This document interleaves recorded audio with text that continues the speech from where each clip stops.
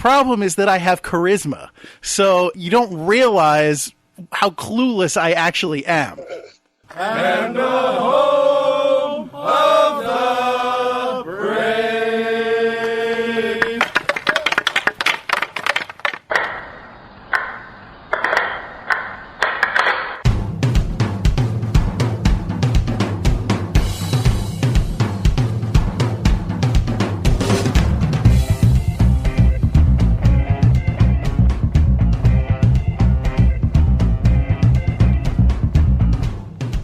Game on!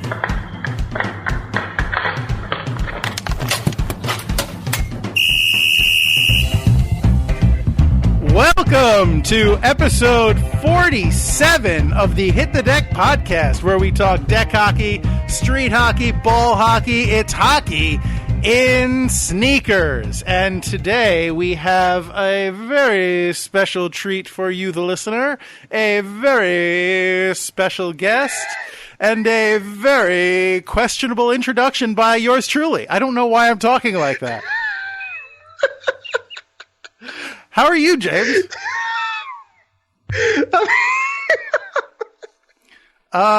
James seems to have gotten hit on the head, or possibly his apartment is filling up with nitrous.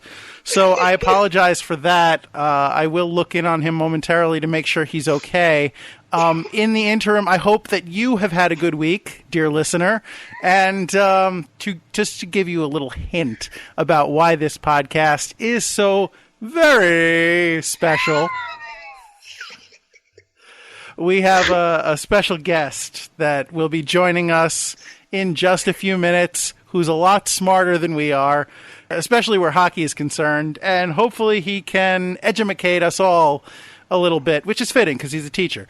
Edumacate us all a little bit about the upcoming NHL trade deadline. But wait, I'm getting word. It looks like James is in fact okay. So let's try this again. How are you, sir?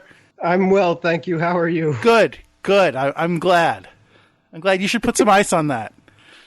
Will do, sir. Okay.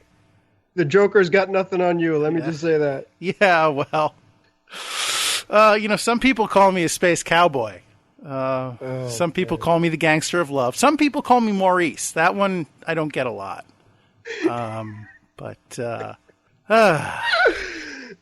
Anyway, what was I talking about? I don't know, but this is great. I enjoy this. We need more Gary Mack time on the Hit the Deck podcast. Yeah, your mileage may vary on that one. You know what? We have a lot to talk about on this show, so why don't I dispense with the nonsense, and why don't we jump straight into our starting lineup, yes? Yes, sir. All right. And for tonight's starting lineup, in goal, as is our custom, I am number 35, the American Rhino, Gary McComiskey, and my cultured co-host. On defense, number 4, I'm James Sajazi, and once again, great friend of Hit the Decks and LIQ superstar. At forward, number 44, Brad Vonknsky. Brad, me Buki, so good to have you back. Good to be back. Well, yeah, we need you, buddy. Yeah, we are always very happy when you grace us on the podcast. But if you would not mind holding on for just 1 minute, we have one little other bit of business to take care of. Go right ahead, guys.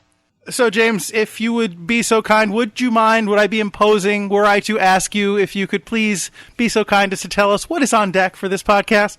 We'll be happy to, sir. Thank you. NHL trade deadline. This is way too complicated, so the American Rhino has called in a good friend of Hit the Decks and LIQ superstar, as you heard, Brad, to sort it all out for us.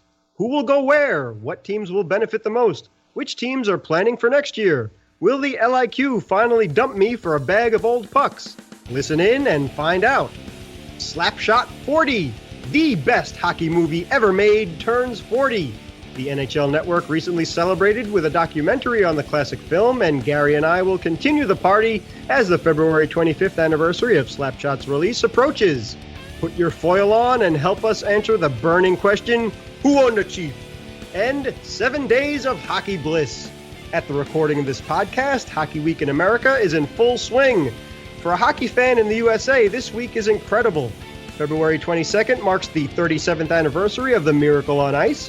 February 24th is the 37th anniversary of Team USA winning that gold. It's Wear Your Favorite Hockey Jersey Day, and it's my mom's birthday. Finally, February 25th is not only the 40th anniversary of Slapshot, but is the date of this season's NHL Stadium Series game. All hail hockey! And that's what's on deck. Thank you, James. You're welcome, sir. But let us not keep the good people waiting. So we, as you heard, have Brad on tap to talk about the upcoming NHL trade deadline. So, Brad, what do you think? I don't know. I always look forward to the trade deadline every year, and I seem to get let down every year because it seems like it's usually just a bunch of third and fourth liners who are getting dealt for like a fifth or sixth round pick. But I always hold out for those big blockbusters. Yeah, I always hope for at least one or two. I feel like even a few years ago, it was maybe more exciting than it tends to be now. Like, you'd have the trade tracker open on your computer all day and you know, oh, such and such went to so-and-so. And now it just seems like, I mean, yeah, occasionally there's a big trade here or there, but it just seems like it's a lot of little moves. Maybe most of the big trades tend nowadays to even be done prior to the deadline day. Yeah, definitely. And I think we see them more at the draft now because of the salary cap, so it gives teams a lot more time to work things out, trade people when they need to, hope someone retires, that kind of stuff. Sure. So yeah, just to let everybody know out there that the 2017 NHL trade deadline is 3 p.m. on March 1st, Eastern Standard Time. So Brad, if you wouldn't mind, any specific players you're looking into that are on the trading block? What teams you think are buyers? Who do you think are sellers? And basically just kind of lead us through this whole thing because like Gary said, it's really complicated. It's a lot of stuff to follow. And this is Hit the Deck and not Hit the NHL. So please help us with your expertise. Sure. I think there's one big factor going into this trade deadline that's going to maybe make it a little more exciting. And that's the fact that we have an expansion draft coming up. That's true. So teams are looking to protect players and maybe get rid of players who they know they're going to lose, so they at least get something for them, maybe get a prospect, maybe a draft pick that they can use later on down the road. So that might be a little bit of a factor that might bring some bigger names into the equation. Do we happen to know, just out of curiosity, is the expansion draft before or after the NHL draft? That is a good question, and I'm honestly not quite sure. That might... I'm assuming it's probably that week, and probably the week before, week after, somewhere around there. I'm going to look that up while you chat. Go right ahead. Sound smart. So I think this year because of the NHL's great work on making the league very equal, and it's striving for parity, we really only have two selling teams that we can really say are definitely sellers, and those are Colorado and Arizona. Colorado is not just bad, they are historically bad. So they're going to look to get whatever they possibly can from their lineup. And I think the main name that's coming out of Colorado is going to be Jerome McGinley. I think he's a guy who's going to want to win a cup finally.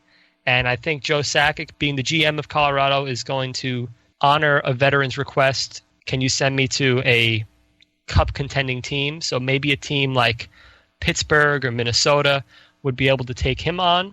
So I think that might be, he's probably the main name coming out of Colorado that they might be able to get, let's say like a late first round pick, an early second round pick, something like that for him, because he's not having the best season and you can't really expect much out of him at this point in his career. 7 goals, 9 assists so far this year, so not really first round pick worthy or A-list prospect worthy, but he's still a good leader to have in the locker room, and I think all three of us would agree we'd like to see him raise the cup in June. Be a nice story. Sure, yeah. Didn't he already make a run with, was it Pittsburgh or Boston that Iginla I think it was a trade deadline, as a matter of fact. Yeah, I believe it was Pittsburgh. I don't think he lifted the cup. No, he did not. With them. But yeah. Okay, that's interesting. Minnesota would make sense. I mean, they from the outside looking in, they're a great team, and they have been for the last couple of seasons too. But they seem to have a lot of youth, right? Would that probably be maybe the best fit for Iginla if that does happen? I think it will be the best fit, and I think, like you said, they have a lot of youth. They have a lot of young guys on that team that could benefit from having a veteran presence in the locker room. They do have some other guys like Stahl on that team and Zach Parise, who are good guys to have in the locker room. I also could see Iginla possibly going to Edmonton. They've got the cap room for him. And again, that's a really young group of guys there at Edmonton. And he would be someone that could help bring them all together and maybe lead them on a run in the playoffs. And Edmonton to me is a very scary team to face because of all that youth. They're going to be very unpredictable. And you're facing Connor McDavid, who is unstoppable at this point. And for a young kid, who knows what he's going to do. So it'd be nice to have Iginla there to kind of calm everyone down when they finally get into that playoff atmosphere. And then also from Colorado, the other big name that is being thrown around, which is Matt Duchene, has been getting a lot of press lately. But Sakic is asking a lot for him. So what I have seen on the Twitter is Duchene's asking price. Sakic is asking for a first-round pick, a A-level prospect, so someone who's a former first-round pick, and the number one defenseman for Matt Duchene. Wow. Which I think is a gigantic asking price. It was mentioned the other day that the Islanders had, and this is by a Twitter user who has been right sometimes and been wrong sometimes, but where there's smoke, there's fire. Apparently the Islanders had turned down a counteroffer from Colorado that consisted of Ryan Pollock, who is the Islanders' number one defensive prospect, a first-round pick, and also Matthew Barzal, who is a former first-round pick as well. So basically 3 first-round picks for Matt Duchene, which is a hefty price. Agreed. And getting back to Iginla, I think that was an excellent point you made about Edmonton. He would be the perfect fit for a young, scrappy team like that. He has the experience, the playoff experience as well. So I'd look forward to see that. But I 100% agree with you again with Duchene also. I guess you figure with teams like Colorado in the driver's seat, why not ask for the moon and see if you get it? So good for the Islanders not selling out because they're in contention too. Now, I don't know if you heard the podcast last time, but Brad, the Islanders have been playing really, really well since they let Capuano go and Waite has taken over. But with the wild card, are they allowed to qualify for the wild card? Because does it matter that the Metropolitan Division has, obviously you have the 3 leaders, and then the Rangers are leading in the wild card now. But is it okay for 2 wild card teams to come from the same division? Or does that extra wild card automatically go to Florida if the Rangers or, let's say, if they overtake Columbus, takes the wild card in the Metropolitan? Well, the extra wild card is available for either division. So okay, good. Okay. If the Islanders were to take that last spot, they would basically play as if they were part of the Atlantic Division. So they would have a run through the Atlantic Division, or actually, whatever team finishes the second seed, whether it be from the Metro or the Atlantic, then the 6th wild card would play the higher seed, and they'd be part of that division. So let's say Columbus takes the conference, then the Metro would be the higher seed, so the lowest wild card would play the Metro division. Okay, great. Yeah, because I want to see the Islanders make it because they deserve it right now. And, Florida currently leads in that 2nd wild card spot, and it was Toronto, but they've bumped up to the 3rd place in the Atlantic Division. So we'll see about that. Yeah, it's really a dogfight right now. There's a lot of teams vying for that last spot because the Rangers basically have the 1st wild card spot locked down.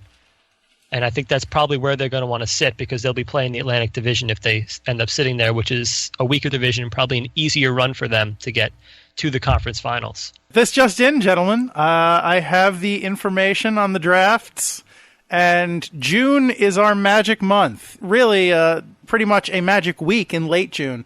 So the way it breaks down is that NHL teams must submit their protected lists by no later than June 17th. On June 20th, the Las Vegas franchise submits their draft picks from that list, and then we, the great unwashed, find out what they decided to pick on June 21st.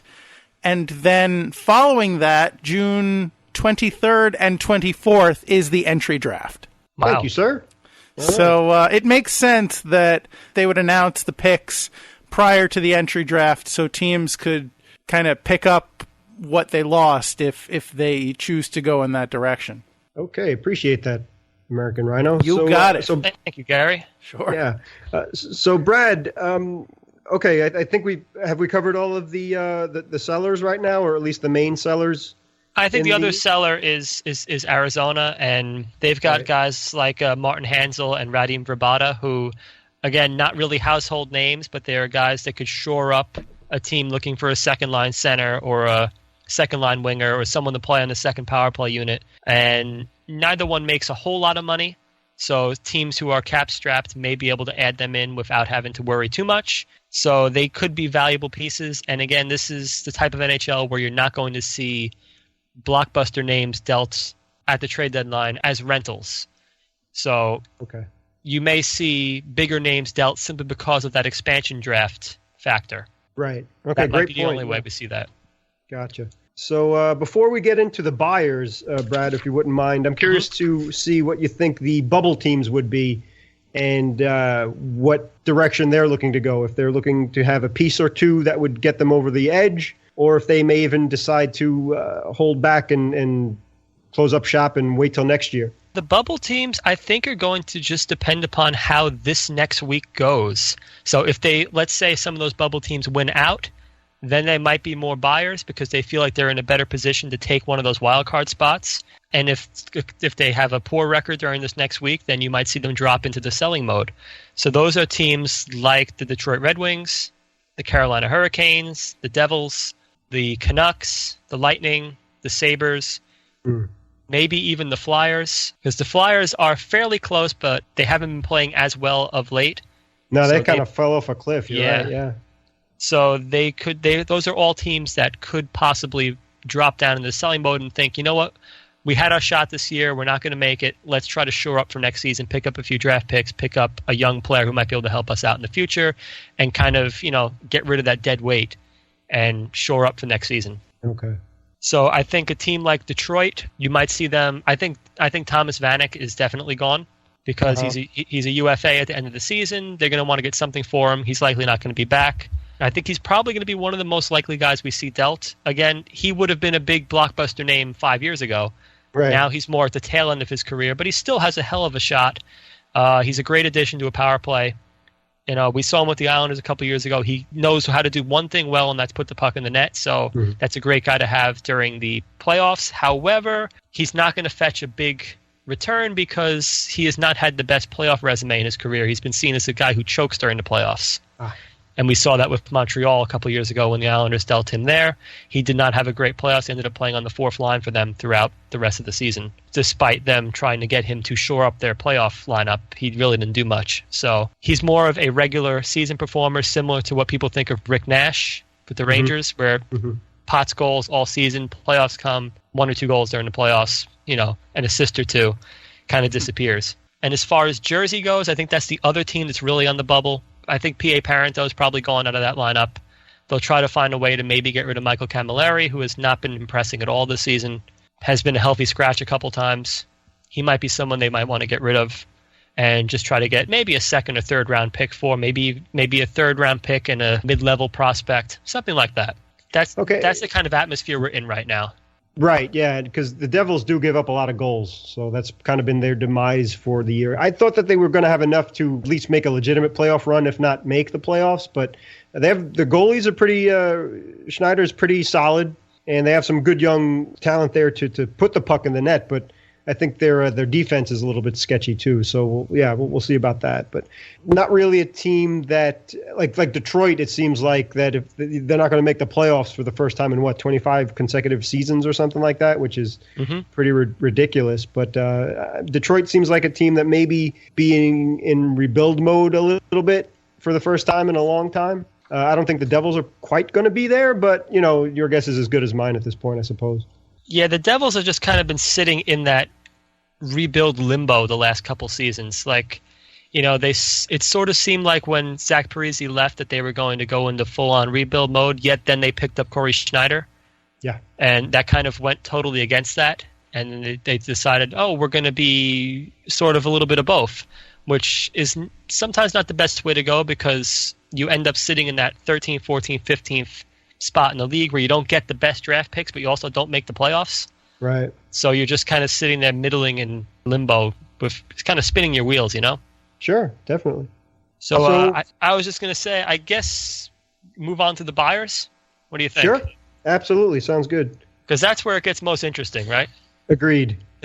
So I think our buyers going into this trade deadline, I think, again, each team has its own reasons for going into the buying mode. So I think maybe the Kings will be a buying team because that team always turns it on when it hits playoff time, yet their goaltending situation is not the best right now with Jonathan Quick still on the injured reserve, and I wish Mike was here to give us his analysis on that.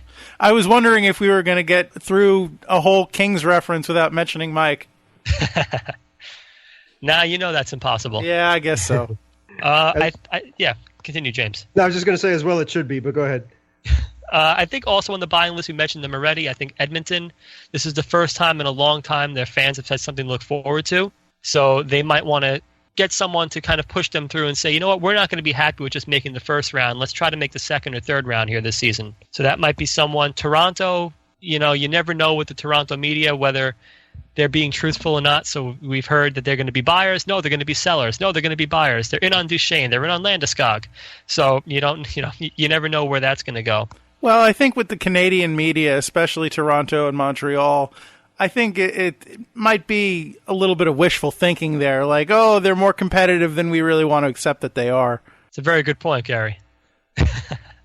Well, yeah, plus Toronto's only, about 5 points behind Montreal right now at the recording of this podcast. So they've gone up, Toronto has, from being the wild card leader or fighting for a wild card spot to now a rock hard third spot in the Atlantic. And they are just 3 points behind Ottawa and 5 points behind Montreal to be number one in the Atlantic. So they're an interesting team, Toronto. Probably the best young player to come out in NHL history in a long time. In Austin Matthews is leading the way there. They are, I believe, the youngest team in the league, if not among the youngest. And really, they're playing, I don't know if it's just above their heads right now or just like having that youth and reckless abandon or whatever the case is. But I agree with you 100%. You're absolutely right. You don't know, one day they're a seller, one day they're a buyer. I'm going to put my money on that they're going to be a buyer because I think that they're playing pretty well right now and they're kind of crawling up the standings. And like Gary said, man, that's a heck of a rivalry there in Toronto and Montreal. So I think they would be more than delighted to light a fire under those youngsters and see how far they could ride them through the playoffs. I think you're right, James. I think at the end of the day, next week we're going to see at least one of these names we've been talking about on the trade bait list ending up on the Maple Leafs. And I think we're just seeing the change of the guard in the league right now. We're seeing teams like the Red Wings dropping off and the Flyers. Yeah. And we're seeing the young teams like the Maple Leafs, like the Oilers, like the Wild are now becoming the prime teams in the league. Yeah, that's an excellent point too, because especially Edmonton, they've gotten it seemed like every year they were getting the first round pick every season and then just not even coming close to making the playoffs. And exactly, Minnesota, it's the hotbed of hockey in this country. I mean, the whole state is the state of hockey, I think they refer to it as and such. So it's great to see them finally coming to the fore of being an elite team in this league, because you need, Detroit, maybe it's their turn to kind of take it easy a little bit, and especially losing Gordie Howe, maybe that might have some psychological hole in their hearts as well that they couldn't really dig out of. So maybe the timing is just odd or whatever the case is, but yeah, great point that teams like St. Louis, Minnesota, that have been so good for so long, but because of teams like Chicago being in the way or San Jose and Nashville, that they can, or LA, I should say as well, that they can finally bust their way through and get their piece of the glory. Even my 6-year-old daughter has become a Minnesota fan. How'd that happen? She likes the jersey. Hey, all right. It is a nice jersey. It is. Not the green one, the maroon one. That's a cool jersey. Yeah. All right. And then as far as the buyers go, I think both of our teams are going to be on that buyers list. Rangers and Islanders, for different reasons. I think the Rangers are seeing that window of opportunity with Henrik Lundqvist starting to close. Sure. And I think they're going to want to take advantage of it while they can. Yeah. And Agreed. I think the Islanders are going to be buyers, whether or not they should be, simply because Garth Snow is fighting for his job right now. And he's going to want to make some sort of big splash to show the ownership that, look, I'm doing my best, and please don't fire me. Yeah, because they have a lot of pressure on their shoulders too. If they're going to stay in Brooklyn, if they're not, if they're going to go back to Long Island, whatever the story is. But they had a heck of a splash last year in their first season in Brooklyn, and what an exciting postseason they had last year too. So I don't know if it was just injuries or a couple of key moves that left them in the offseason, but they're really gelling now and playing well. So I'm glad that you're here specifically, Brad, because Gary and I kind of talked about it last week, but wished that you were there to vouch for the Islanders. But Capuano, on the outside looking in, I thought he was a good coach. I thought he did a good job in rebuilding the team and getting the team back to the glory days, or at least being a perennial playoff team that it should be. But true blue Islander fans definitely felt different about that. So do you think that they kind of stopped playing for Capuano and then got Wade in there and got that out of the way? And as you said, Snow now is trying to fight for his job, and all of those things combined maybe could be a factor in the Islanders becoming buyers? I think what you said, that Capuano kind of lost the team, they kind of stopped playing for him, is definitely part of the factor in why they were so poor early on this season. I think also part of it, also being Capuano's fault, was just simply his system was not fitting the players that they have on the team now. Capuano was still coaching the team like he had the same guys he had 5 years ago. So, yeah, you can throw out Tavares and he'll do whatever he wants any night because that's just the type of player he is. He's that skilled. Right. But the rest of the guys need a system to support them.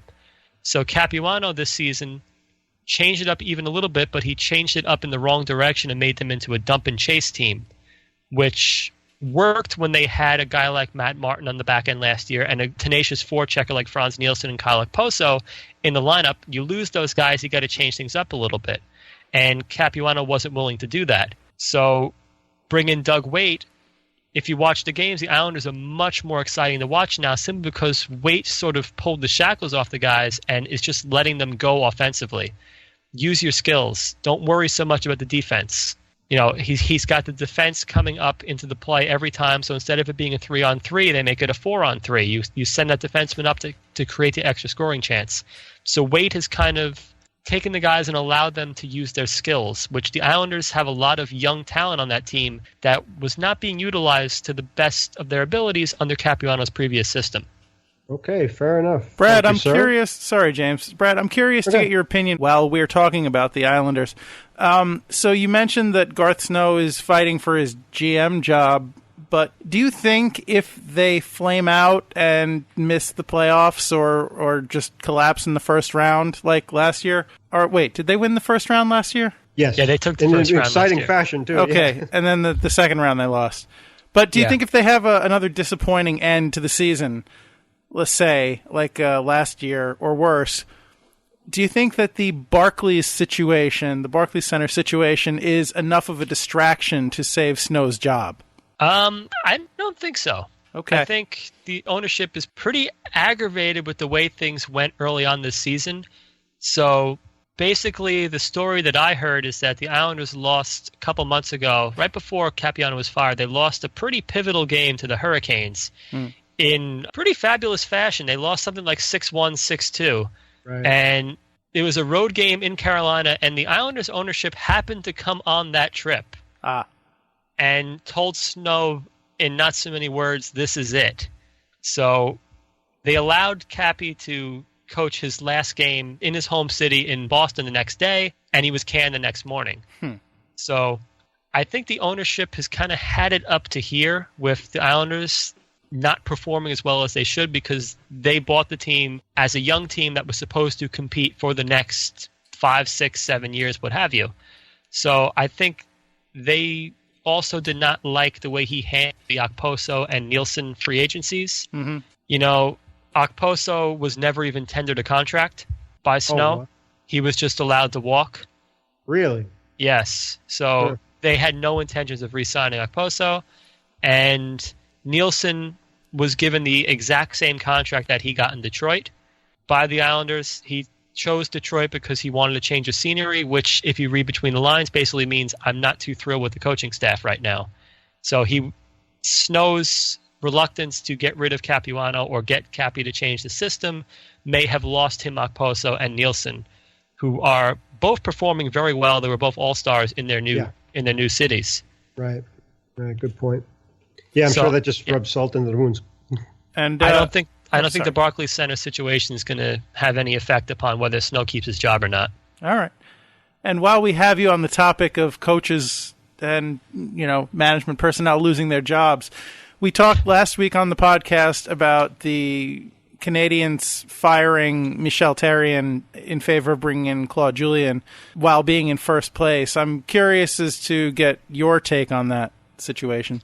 I think it's a pretty brilliant move by the Canadiens because Claude Julien has such a great resume as a coach, and if the Canadiens really do want to win the Cup this year, which who doesn't? Of course. A good coach like that becomes available, I think you have to go after him. And the Canadiens were starting to fizzle like they have the last couple seasons. So why not bring in a coach to get them over that hump that they might be fizzling out on and push them even farther beyond that? So I think if they wanted Julien to be the coach, he was not going to survive as a free agent very much longer. So I think the Canadiens saw their opportunity and they took it. All right, that's a fair point. Yeah, cool. Thank you. Sure. And before we go into the 8 players or so that you have your eye on for who may go where and for the NHL trade deadline, we will get into the DEK hockey point of possible trade deadlines and stuff too. But we'll pick Gary's brain for that because in our league, it's usually the goalies that pick teams. Yeah. But, so just for the DEK fans out there, we'll get back to that. So, I'm pretty bad at that, by the way. Well, we'll see how that goes. But maybe you could fit right in with the NHL GMs as well. But anyway, so yeah, Brad, you were saying before off air that you were kind of looking at maybe 8 players to narrow it down to that may definitely go somewhere. If you haven't mentioned them already, anybody that you specifically see could be the biggest difference maker for either A, leaving the team, or B, adding to a new team? Sure. I think the number one name out there that is probably going to get moved, other than Iginla, is Kevin Shattenkirk out of the St. Louis Blues. Right. He's a fantastic defenseman, and the Blues are right there in the thick of it out in the Western Conference. But the Blues have lost a couple of free agents the past couple seasons and got nothing for them, David Backes being the biggest of them. So I think the St. Louis management does not want to have that happen again, especially with such a big name as Kevin Shattenkirk. Mm-hmm. So I think he might be one of those guys that gets dealt simply because, teams want to get what they can for him. And if they see that he's going to walk out the door come July 1st as a free agent and sign someplace else, they might as well pick something up for him, even if they are going to make the playoffs. Okay, good. So the number one team that it keeps coming up for Shattenkirk is the New York Rangers. And they've been thinking about him for years now. Yes. They've been going after him. That's right. Yeah, definitely vouch for that, yeah. Where do the Rangers find cap room to acquire any big player? I think we would have to see some other moves going on. I think we'd have to see them drop someone along the way, a salary cap dump on someone, maybe one of those teams that is selling some of their players, maybe deal them someone to take on one of those lower cap teams like Arizona, like Carolina. And then the Rangers can pull in Shattenkirk. That being said, people have asked, will the Rangers be able to get this person because of their cap a lot? And somehow the Rangers always seem to find room someplace. All right, to squeeze these guys in. True. That is true. In fact, don't ask, don't tell. If I recall correctly, the NHL had to change the rules at least once just because of the Rangers' cap shenanigans. It's no question why they are hated. So I only defend the Rangers so much, especially for stupid things like that. So we'll leave that for another podcast. But the other thing, too, with the Rangers, is, as a matter of fact, is Brady Shea, their rookie defenseman, has had such a great season. And I don't think they saw that coming at all. So maybe that might take the Rangers out of the running because he's done so well as the number one defenseman to go along with their captain, McDonough, as well. But who knows? Yeah, you guys have had some surprises there this year, especially Michael Grabner. Congratulations on that. Yeah, the way he's playing. Yeah, that's the other thing too, which always frustrates me is I'm not an Islander hater by any means, and I respect Brad and my best friend Patrick. Growing up, he's been a diehard Islander fan his whole life, and I've always been a Ranger fan that doesn't hate the Islanders, and that always I hate that when they get a player like Grabner. I remember he came up with Gremlin was his nickname and all that. And then free agency or waivers, they lose him. And then, of course, the Rangers have to pick him up, and he's been such a difference maker for them, too. But I don't want to get you angry, Brad, so we'll just move on. Well, look, James, the Rangers have been on the opposite side of that equation so many times in their history. I think it's about time we got one. Yeah, the Rangers usually let the youth go to waste and then get some old hack has-been that just kind of plays his retirement money on Broadway. But yeah, I don't know. Well, they've had such a good season all year, and they're only a few points off from being number one. But that's the weird thing about the point system, and that's what's making this thing so much more complicated. The trade deadline is that you find teams. I remember growing up, and Brad, if you could bail me out with this as well, that if a team was in the 90s and 100 points, like 100 points meant you were at least guaranteed top 3 spot. Now, if you get 100 points, you're not even sure if you're going to be a 6 seed or outside looking in. Mm-hmm. So it's that dreaded shootout point. Exactly. It's the loser point. The Metro just has been so tight this year. I just looked at the standings today, and the top 4 teams are within like 2 or 3 games of each other. Yeah, and you're talking about it really is crazy. That's again being rooting for the Islanders. That's why I was so concerned that because if they make the playoffs, they deserve to make the playoffs. They're in the toughest division in hockey. But you had the Blue Jackets, which 16-game winning streak, and then now Pittsburgh they're putting the pedal to the metal, and Washington has been one of the best teams in the league for the last couple of months. So it's. And still, as good as the Rangers have been, they're just the number 1 wild card team. So it's really outstanding. I mean, they're a point behind Columbus right now, but it's splitting hairs at that point. Yeah, definitely. But, yeah. So speaking of that, do you think that that Pittsburgh or Columbus would be looking to add on, or just kind of don't mess with a good thing for them?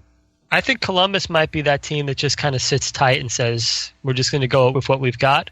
I think Pittsburgh is an interesting one because, number one, they have no cap space whatsoever.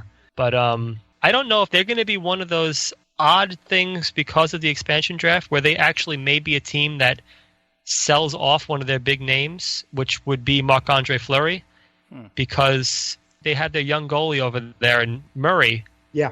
And they can only protect one of those come expansion draft, one of Fleury or Murray. And Fleury's got the no-trade clause. So he has to be protected unless they get rid of him before then, which I think they may try to do come trade deadline day. They might want to try to get rid of Marc-Andre Fleury, which he has a very large cap hit there. And that might be able to free up a little bit of room if they deal him off to someone looking for a goalie. Maybe Calgary, who's kind of on the bubble. They could use a goaltender. Dallas has been looking for goaltending help basically since Eddie Belfour left. So they might be a team looking for some goaltending help. I know they would never ship Fleury to Philly, but they need goaltending. And if you're a Kings fan, I don't know if Fleury is your choice because Quick hopefully will recover.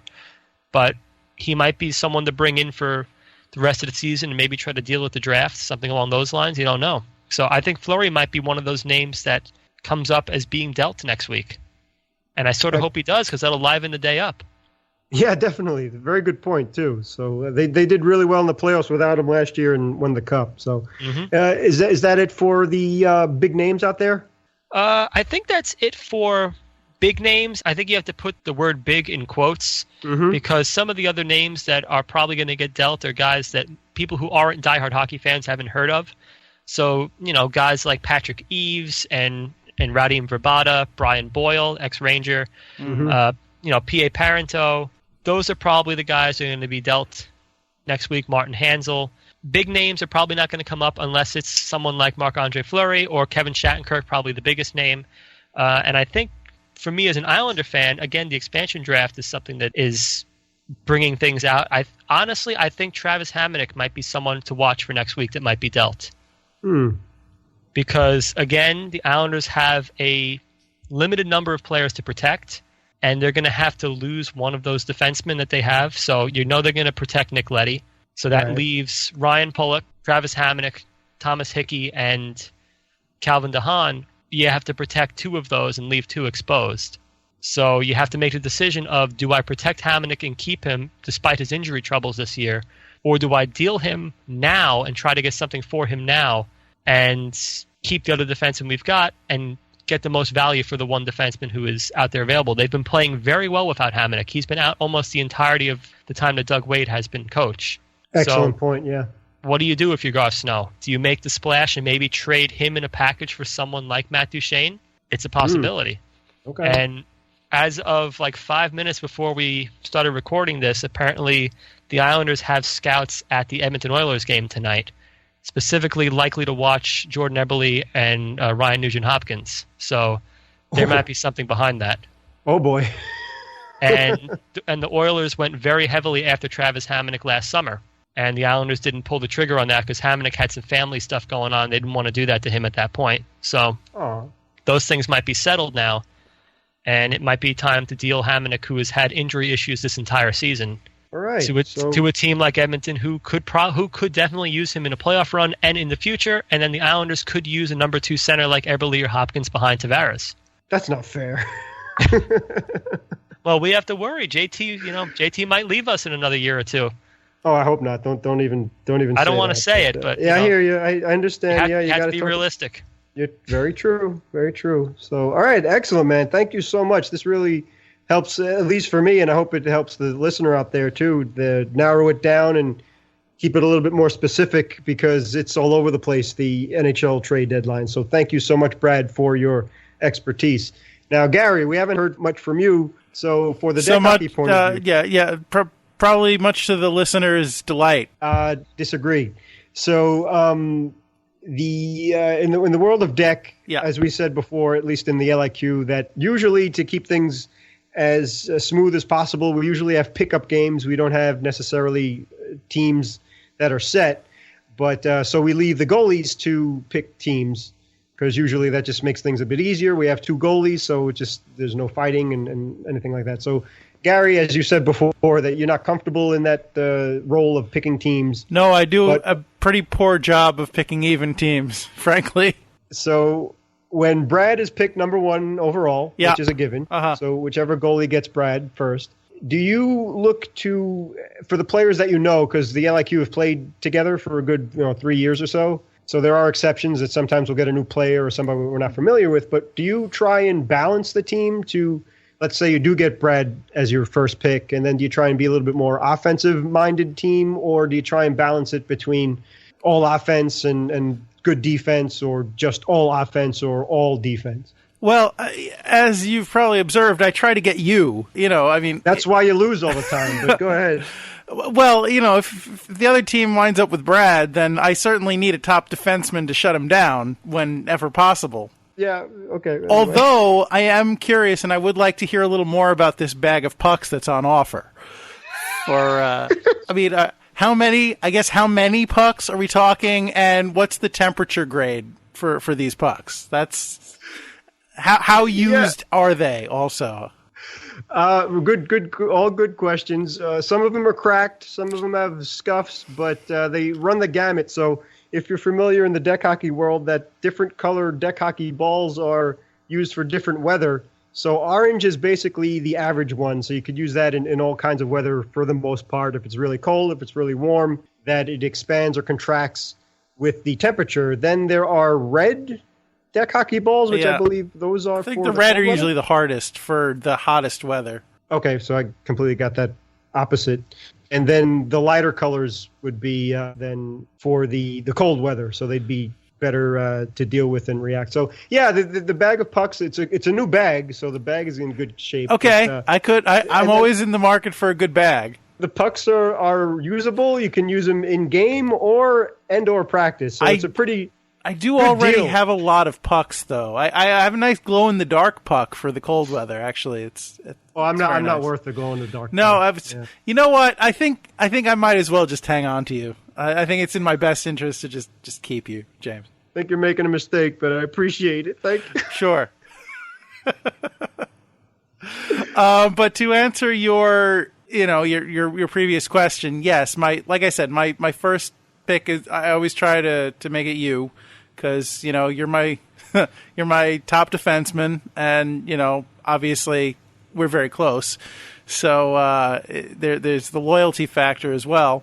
But yeah, I mean, obviously, if you have a good solid defense, you want to offset that with a good offense. So depending on who's available, I would try and pick, like, if Brad's on the other team and I get you and somebody like a Joe, who's a very good offensive player, or someone like Carlos, who doesn't play with us much anymore, which is unfortunate. But he's pretty good offensively. He's also a beast, so he's hard to move off the puck.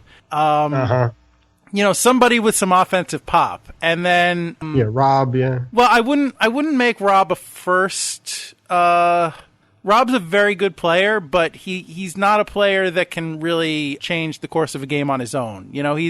He's very good at staying around the net and kind of picking up the trash and getting those rebounds and kind of getting those dirty garbage goals, which is important because those count just as much as the pretty ones.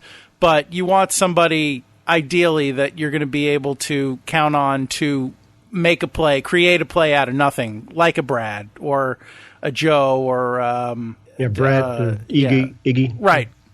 An Igor, something like that. Fair enough. But Brad, you're being very quiet because you're too damn humble. But the other thing, too, is not only is Brad the best all-around player offensively, he's a good goalie, and he's a great defenseman, too, because I'm always the one that's patting myself on the back for blocking shots and stuff. But Brad, man, he'll lay out when you need it, and he'll have the sense enough to pop back up, control the puck, and then score.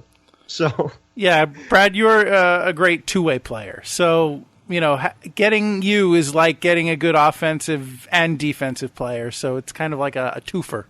Thanks, guys. You're making me blush over here. Well, then stop playing so well. Yeah, that's right. Unless you're on our team, in which case, don't stop playing that well. Amen, brother.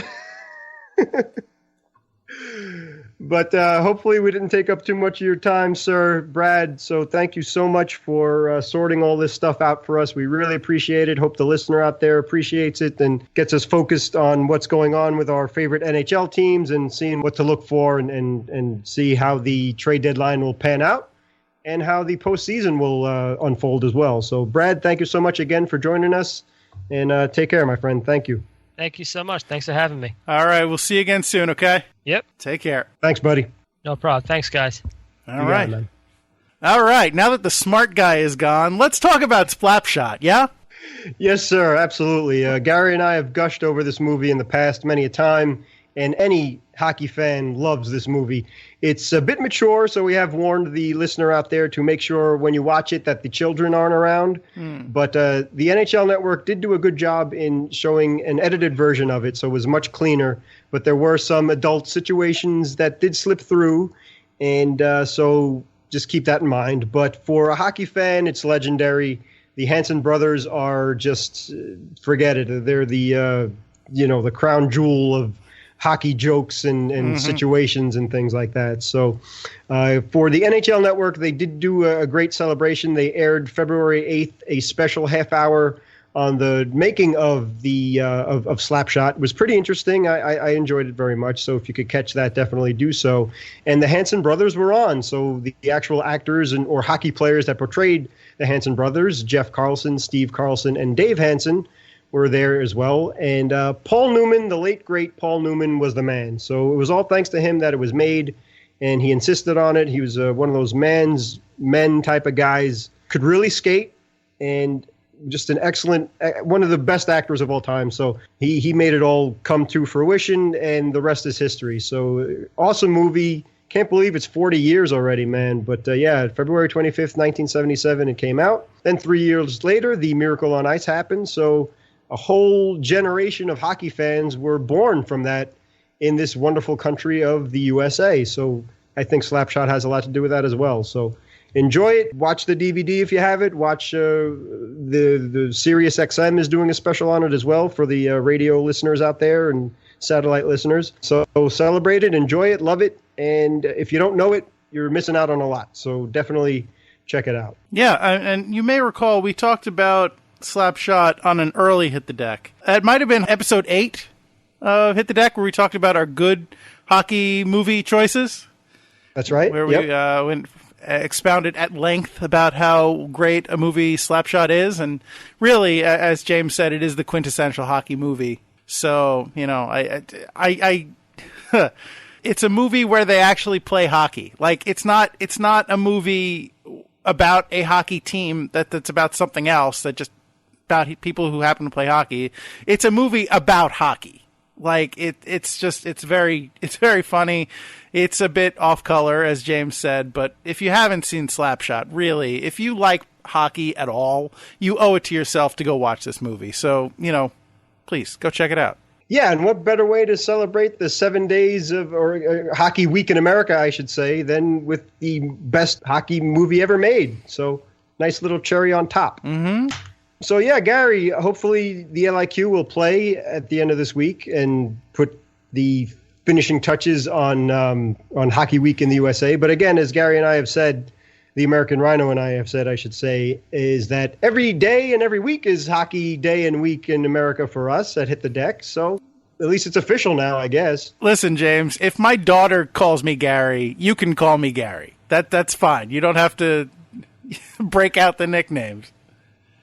It feels weird, though. It's like, you know, it's either Mr. Gary Maxer or the American Rhino, so I'm sorry. No, because like no, that's fine. I have introduced myself as such, and American Rhino is as valid as any way to refer to me. But I just feel like doing that too much at time. It's like, hey, it's drive time with the Bozo and the Cheech. Honk, honk, honk.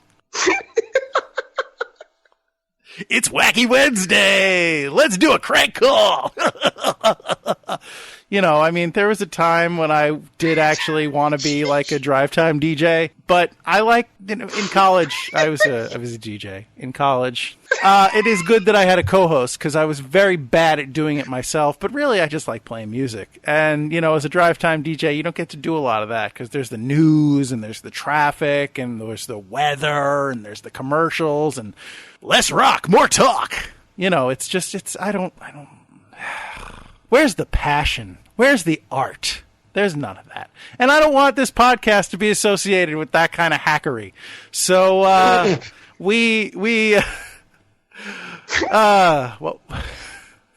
I have no idea where this was going. Bozo and the Cheech? That is awesome. So in conclusion, hockey. Yes. So, and Hit the Deck 3, as a matter of fact, Gary and I expressed our admiration and appreciation of the 1980 Miracle on Ice. We did. Team USA beating Russia first, and then 2 days later winning the gold. We don't want to repeat ourselves too much, but we'll leave Twitter to that and Facebook to join in the celebration. But it's just really a great week for hockey in the U.S., and I'm glad that they officially designated this week as Hockey Week in America. Yeah. There's a lot of hockey on TV, NHL hockey, and Friday being, at the recording of this podcast, wearing your favorite hockey jersey day. So hopefully kids won't get in trouble in school if they're not on winter break right now, and they don't have to wear uniforms. If you could wear your favorite hockey jersey. I don't think I can get away with wearing one to work. Yeah. I thought about it, but I don't think I can pull it off. But do you actually have a favorite jersey? Is that like saying picking your favorite kid or something? Or is there one that stands out more than any other for you? You know, I don't own that many hockey jerseys, although my wife would probably tell you otherwise. I have a couple Ranger jerseys. I have 3 Ranger jerseys, technically. 2 of them I got, like, secondhand to play deck hockey in, but none of them have names on them, although one of them did. It was a Callahan jersey. I took the name off because my name isn't Callahan, and I felt weird playing goal in a forwards jersey. It just didn't seem right to me, but that's neither here nor there. So I have a few Rangers jerseys. I have a jersey, a crestless jersey in the style of the Rangers blue shirt jersey that has my name on it and number, but it doesn't say Rangers on it. It's just a blue jersey with the white and the red trimming. I am currently wearing a Link jersey from The Legend of Zelda, which I got from Geeky Hockey. I also have a Voltron jersey from the same site, and a Spaceballs jersey, and a couple of Brooklyn Cyclones jerseys, which we've talked about in previous podcasts. I don't know if I can point to any of them and say this is my favorite. I guess it depends on what mood I'm in. Although, James, you have some nice jerseys. Oh, and of course I have my Liquidators jersey. I shouldn't leave that one out. I have my Liquidators jersey and my LIQ jersey. So those are important. But I guess I don't think about them too often because I wear them more frequently. They're part of my hockey uniform. So I don't even think of them as my hockey jerseys. But I guess they are more my hockey jerseys than anything else I wear. I've been rambling. I apologize. James, you have a couple of very nice jerseys. You're wearing one of them right now, and another one we've talked about on the podcast, which is the Hit the Deck jersey, the official Hit the Deck hockey jersey. So, I don't know if I can point to any favorites, but what about you? You aren't rambling at all. That's why I asked the question, because I can't. Luckily, I have very generous family and friends in the American Rhino that have bought me so many awesome jerseys. Exactly right. I'm wearing the Mike Eruzione jersey, which is the white jersey that they beat the Russians in, which my brother and sister-in-law bought for me for Christmas a couple of years ago. So at the recording of this podcast, that's right. It's the actual anniversary of when they beat the Russians. Yes. Yeah, my Hit the Deck jersey, which I love that the American Rhino designed and surprised the heck out of me with. Liquidators jersey as well. You designed and created and got that for me one Christmas. I have a Gretzky Ranger jersey that he retired in, which was my 21st birthday present from, again, my sister-in-law and brother. Nice. So, those are my favorites of the favorites. And I have a couple of Cyclones jerseys, hockey jerseys, a Flames jersey I bought with no name or number on it, which I used to play in, and a couple of Rangers jerseys that I used to play in as well before the Liquidators jersey. So I don't know. The Gretzky one, the Hit the Deck one, the Eruzione one, or I guess would Liquidators. I'll narrow it down to those. So all right, just to keep it flowing, those are really near and dear to my heart, and I appreciate them so much. What's your opinion on the shirtsy?